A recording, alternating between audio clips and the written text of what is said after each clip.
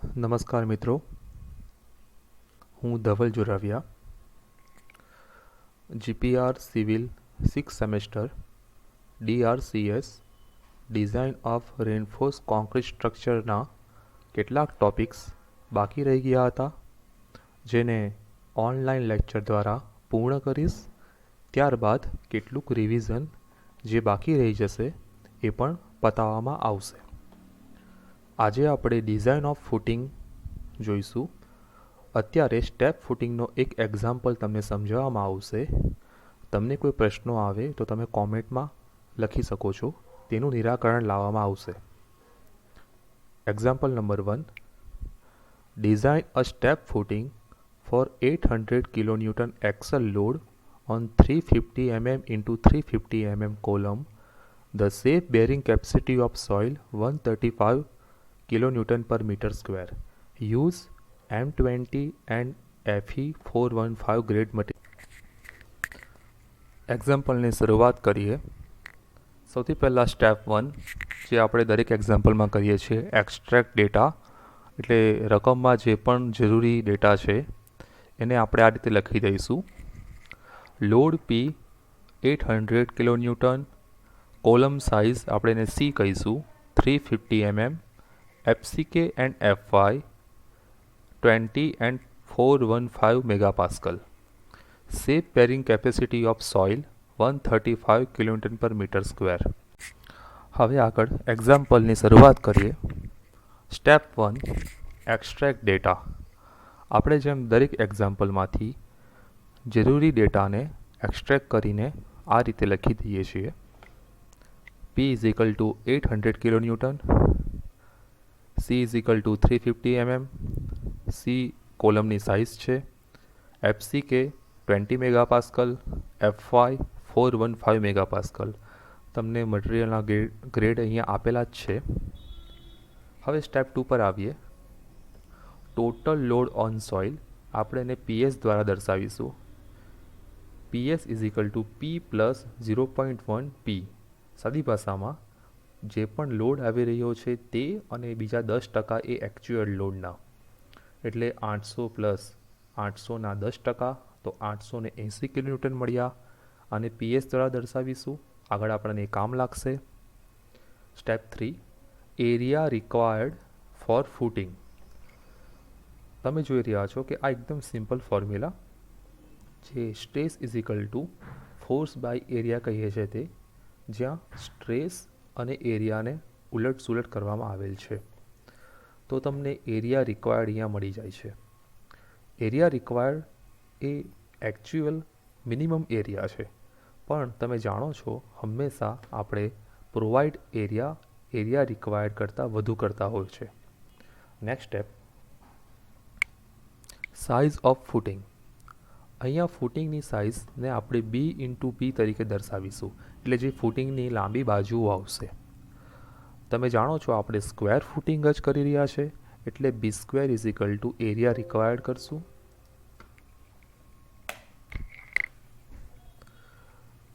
ત્યારબાદ તમે બીને સૂત્રનો કરતા બનાવશો, એટલે વર્ગમૂળમાં area required B is equal two તમને મળશે 2.55 મીટર. તમે અહીંયા જોઈ રહ્યા છો, મેં વારે ચેક કરેલ છે. આ ટ્રાયલ ને એરર પ્રોસેસ હતી. તમે જ્યારે પણ બી રિક્વાયર્ડ, એટલે જે બાજુ છે એ બાજુ તમને જેટલી જોઈએ છે એના કરતાં થોડી વધારે પ્રોવાઈડ કરો, જેથી આ જગ્યાએ ચેકમાં કોઈ પ્રકારની નિષ્ફળતા મળે નહીં. અહીંયા મેં સૌથી પહેલાં 2.55 લીધા, મને અહીંયા નિષ્ફળતા મળી. 2.6, 2.8 અને 3.0 લીધા. ત્યારબાદ 3.0માં તમે જોઈ શકો છો અહીંયા મને એરિયા પ્રોવાઇડેડ 9 મીટર સ્ક્વેર મળ્યા. આ એકદમ સિમ્પલ ફોર્મ્યુલા છે. ઉપરનું જે હતું એ જ અહીંયા નીચે લેવામાં આવ્યું છે.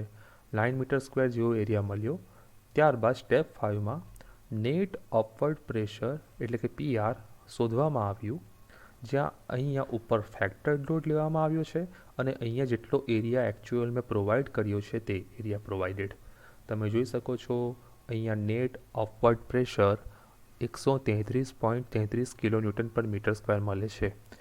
અહીંયા SBC safe bearing capacity 135 kilonewton per metre square છે. અહીંયા કન્ડિશન મેં લખી છે always PR less than SBC for safe design એવું થઈ. Okay. Step number 6 bending moment. Bending moment MU is equal to WL²/2. WL²/2 એટલા માટે ઉપયોગ કરવામાં આવ્યો છે કારણ કે અહીંયા કેન્ટિલીવર બીમ બનશે. કેન્ટિલીવર બીમ તમે જોઈ રહ્યા છો એની લંબાઈ L છે. આ L લંબાઈ શોધવી કઈ રીતે? તો સૌથી પ્રથમ આપણે પ્રોજેક્શન ખેંચીશું. સેન્ટર ઓફ ગ્રેવિટીમાંથી એક પ્રોજેક્શન ખેંચ્યું છે, એક કોલમના છેડાથી પ્રોજેક્શન ખેંચ્યું છે અને બીજું ફાઉન્ડેશનના જે પણ છેડાથી પ્રોજેક્શન ખેંચવામાં આવ્યું છે. આ પ્રોજેક્શન ખેંચતા તમને અહીંથી આટલી જે લંબાઈ મળશે એ કેન્ટિલીવર સ્પાનની લેન્થ હશે. આ કેન્ટિલીવર સ્પાનની લેન્થ પર નીચેથી અપવર્ડ પ્રેશર લાગે છે અને એ અપવર્ડ પ્રેશર જે પણ લંબાઈમાં લાગે છે તેના દ્વારા તમને અહીંયા UDL મળશે. આ જે WUDL છે એ શોધવા માટે પ્રેશર ઇન્ટુ ફાઉન્ડેશનની લંબાઈ ગુણવામાં આવે છે. તમે આનું પારિમાણિક વિશ્લેષણ એટલે કે ડાયમેન્શન એનાલિસિસ કરશો તો તમને જણાશે કે PRનો unit kilonewton per metre square છે અને બીનો યુનિટ મીટર છે. મીટર કેન્સલ થઈ જશે એટલે kilonewton into kilonewton per metre તમને મળશે. હવે આ ફોર્મ્યુલાની ચર્ચા કરીએ. તમે જોઈ શકો છો કે બીના અડધા કરવામાં આવશે અને સીના અડધા કરવામાં આવશે તો તમને સીધી આ લંબાઈ મળી જશે. આ જીઓમેટ્રિક કેલ્ક્યુલેશન છે, એ તમારે સમજવાની જરૂર છે.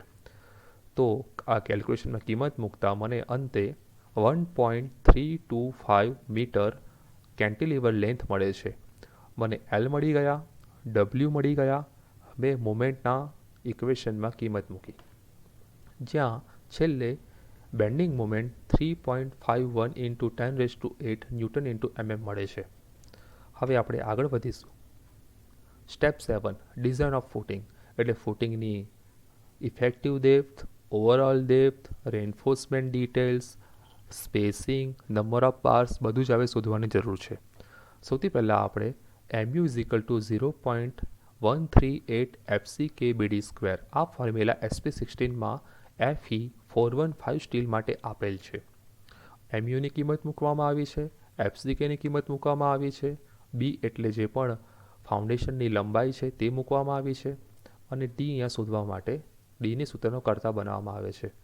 D required is equal two તમને 205.89 mm જવાબ મળે છે.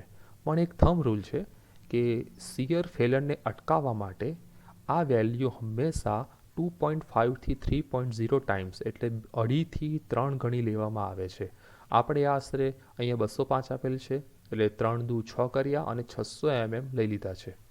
600 mm માત્ર ઇફેક્ટિવ ડેપ્થ છે. હજુ ઓવરઓલ ડેપ્થ શોધવાની જરૂર છે. Overall depth D is equal two D plus 5/2 plus 5 plus CC. એનું ગ્રાફિકલ રિપ્રેઝન્ટેશન મેં અહીંયા બતાવેલ છે કે total D is equal two effective D plus 5/t અડધો બાર, પછી આ પૂરેપૂરો બાર એટલે 5 અને પ્લસ CC એટલે ક્લિયર કવર. ક્લિયર કવર 25 થી 75 mm સુધી પ્રોવાઈડ કરી શકાય છે, પણ ફાઉન્ડેશન હંમેશા પાણીના સંપર્કમાં આવી છે એટલા માટે અહીંયા 50 mm વધુ સારું કવર પ્રોવાઈડ કરવામાં આવેલ છે. ડાયામીટર ઓફ બાર પણ એઝ્યુમ કરવામાં આવ્યા છે જે 10 mm છે. તો D is equal to 600 plus 10ના બાર યુઝ કર્યા છે એટલે 10/2 10 પ્લસ 50 છેલ્લે તમને D is equal two 665 mm મળે છે. આ ઓવરઓલ. હવે step number 9 percentage tension reinforcement, એને આપણે PT પણ કહેતા હોય છે. PT is equal two 50 FCK upon FY1 minus √1 minus 4.6 MU FCK/BD². તમે આ ફોર્મ્યુલા જાણો જ છો. આ ફોર્મ્યુલા દ્વારા આપણે ક્લાસરૂમમાં ઘણા બધા એક્ઝામ્પલ સોલ્વ કર્યા હતા. અહીંયા FCK અને FY 20 અને 415 છે.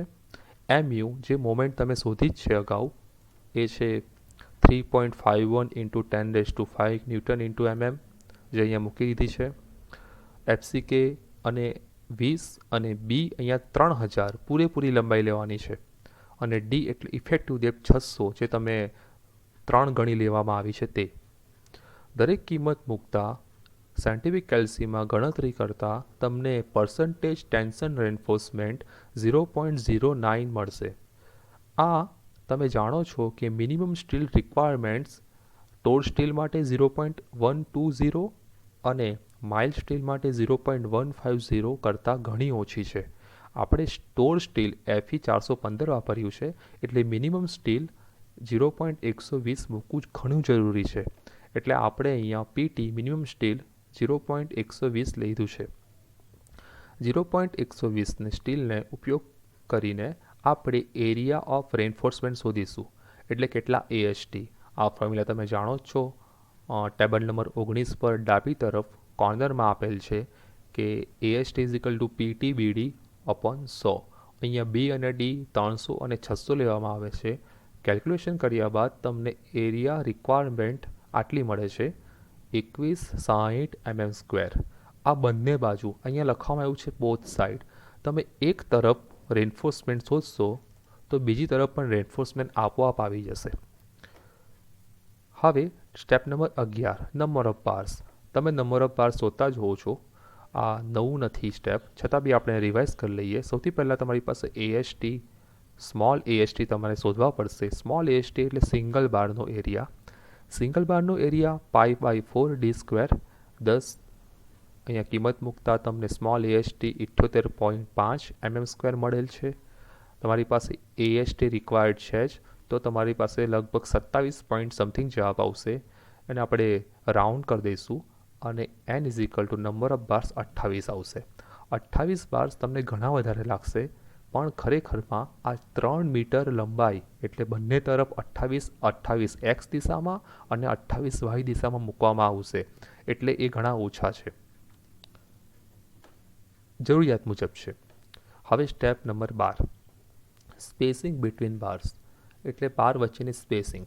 તો આ એક સ્ટાન્ડર્ડ ફોર્મ્યુલા જ છે કે spacing of bar B-2cc. cc એટલે ક્લિયર કવર, 5 એટલે 10 mm બાર્સ અને નંબર ઓફ બાર્સ n. લંબાઈ આપણે મૂકી દઈશું. ત્યારબાદ ક્લિયર કવર 50 છે, એટલા માટે અહીંયા 100 આવેલ છે, અહીંયા 10 અને 28 બાર આપણે પ્રોવાઈડ કરવા છે, -1. તો સ્પેસિંગ તમને 160.04 mm મળે છે. તમને ખબર જ છે કે ચેક ફોર ક્રેકિંગ સ્પેસિંગ હંમેશા 300થી ઓછી હોવી જોઈએ, એટલે અહીંયા એક નાનો ચેક આપણે દર્શાવવામાં આવેલ છે. ચલો, આ છેલ્લું સ્ટેપ છે. આ step number 13, reinforcement detail. Reinforcement detail બતાવવી ઘણીવાર જરૂરી છે, કારણ કે એક્ઝામ્પલની ગણતરી કર્યા બાદ જે મુજબ તમે સળિયા મૂકવાના છો, સ્પેસિંગ મૂકવાના છો, ઇફેક્ટિવ ડેપ્થ, ઓવરઓલ ડેપ્થ, આ બધું જ વસ્તુઓ અહીંયા એક સાથે દર્શાવી શકો છો. તમે જોઈ શકો છો અહીંયા મેં D અને બંને તરફ સળિયા દર્શાવવામાં આવેલ છે. અહીંયા માત્ર ડિઝાઇન પૂરી થાય છે. હવે આના પછી 1 વે શિયર ચેક અને 2 વે શિયર ચેક પણ હું તમને સમજાવીશ. આટલે સુધી તમને કોઈક સવાલ હોય તો કોમેન્ટ સેક્શનમાં કોઈ પણ તમારો સવાલ લખી શકો છો. એ સવાલનો જવાબ હું તમને વોટ્સઅપ દ્વારા કે અહીંયા જ કોમેન્ટ કરીને સમજાવીશ. તમે મને સીધો કોલ પણ કરી શકો છો. ફોનમાં, ટેલિફોનિક ટોકમાં તમારા જે પણ ડાઉટ્સ હોય એ ક્લિયર થશે. પણ સાયન્ટિફિક કેલ્સી અને IS 456ને લઈને બેસવું જરૂરી છે.